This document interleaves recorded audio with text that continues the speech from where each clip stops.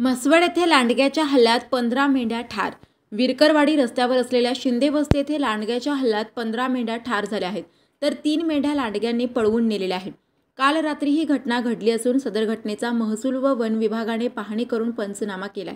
महसूल सर्कल अधिकारी युडी आकडमल यांची याबाबतीत अहवाल तहसीलदार श्रीकांत अहिर यांना पाठवलेले आहे. याबाबतीत अधिक माहिती अशी, रावसाहेब भानुदास शिंदे यांचा मेंढी पालन व्यवसाय आहे. काल रात्री पाऊस पडत असल्यामुळे त्यांनी आपल्या मेंढ्या वाघरात बंद केल्या होत्या. यावेळी अंधाराचा फायदा घेऊन 3 लांडगे यात शिरले. त्यांची चाहूल लागली, मात्र पावसाने व अंधार असल्याने ते बाहेर आले नाहीत. सकाळी त्यांच्या 15 मेंढ्या ठार केल्याचे समजले.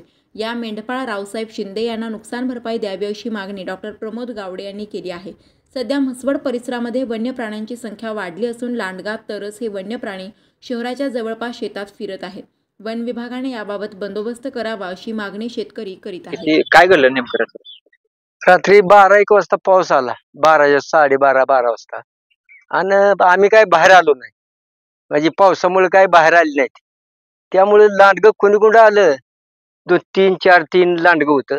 ती नेमकं ती एक वाघरे शिरला वही करून, आणि बाकीचं 3 वाघरेतली मेंढर काढली बाहेर. त्यानं बाकरील जशी वाघरेतली मेंढर बाहेर काढली, त्याने जशी ही निघतेली तशी त्याने ते डेरलं पाडलं सगळ्या बकऱ्यांचं.